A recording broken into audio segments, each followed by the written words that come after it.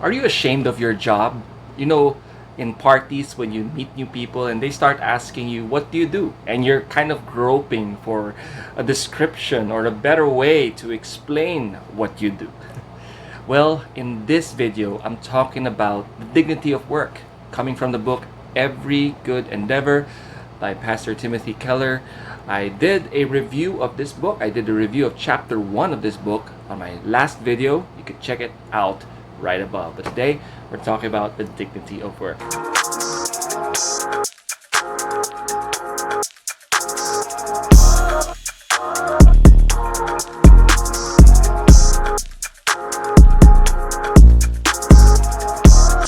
So I'm sharing with you my personal highlights from the book. This is not an extensive review of the chapter, just my personal highlights.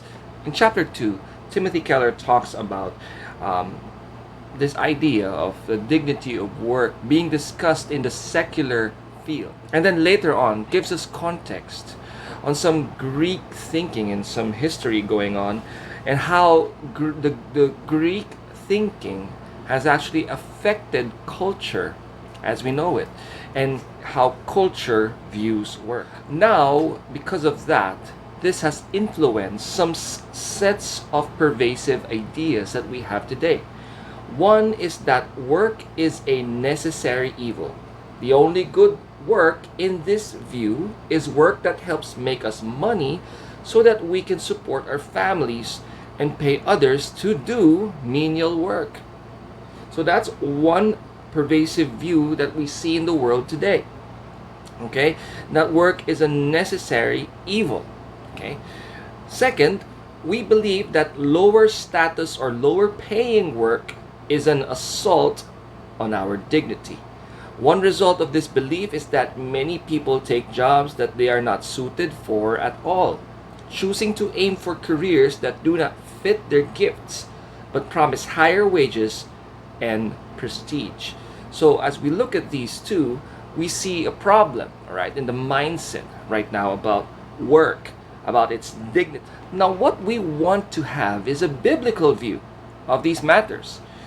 Now, Timothy Keller mentions that work of all kinds, whether with the hands or the mind, evidences our dignity as human beings because it reflects the image of God, the Creator, in us. The mere fact that we have the ability to work gives us dignity because it reflects a God who actually worked, a God who in the time of the creation, all right, made the world with his own hands. We also see the God who became man, Jesus Christ. But when he came here, he did not come as some CEO. He came as a carpenter's son and eventually became a carpenter himself, did manual labor, redeeming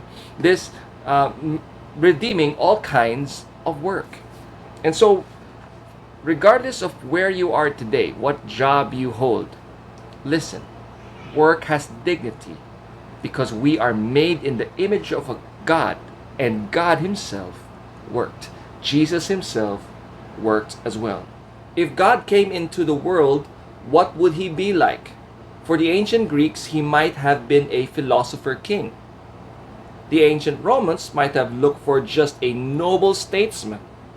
But how does the God of the Hebrews come into the world? As a carpenter.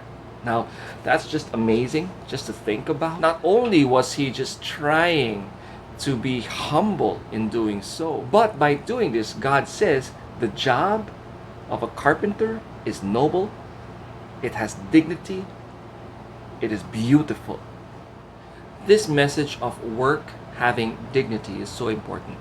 There's so many workers nowadays who are just depressed and no sense of contentment with what they do.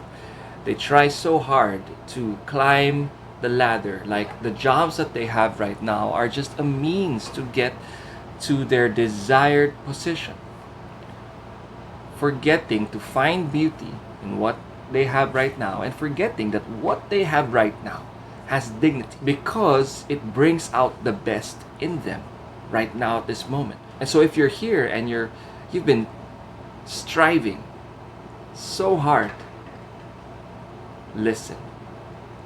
Enjoy what you have right now. Know that it has dignity.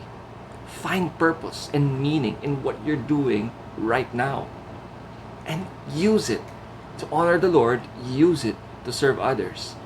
And you'll find yourself later on, maybe because you're faithful, promotion would just be inevitable. The point is this: find contentment with what you have by finding the beauty and purpose in everything that you're doing right now. Because what you do right now has dignity. Now, as Pastor Timothy closes the book, he says this: we were built for work and the dignity it gives us as human beings, regardless of its status or pay.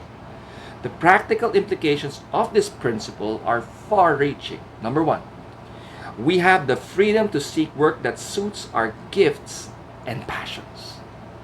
Okay, that's amazing. Number two, we can be open to greater opportunities for work when the economy is weak and jobs are less plentiful. And number three, we no longer have any basis of condescension or superiority, nor is there any basis for envy or feelings of infidelity.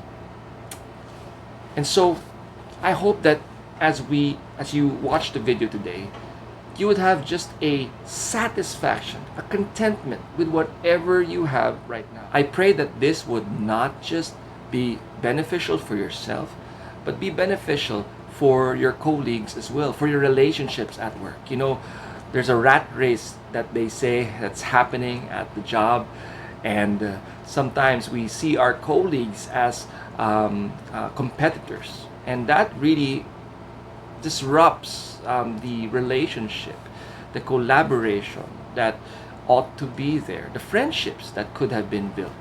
And so, with us being able to just appreciate what we have right now, we can also learn to appreciate the gifts of others and make us find purpose with what we have right now. Just be faithful with what you have right now. The Lord will reward you one day. Thank you for joining me. If you haven't subscribed, please do so. I'll be reviewing some other chapters of this book and do some devotionals as well. And I would also review other books in the future. So give a subscribe, give a like, and if you have questions right there, comments, please do so. Add that in the comment section. Let's have a discussion right there. God bless you all.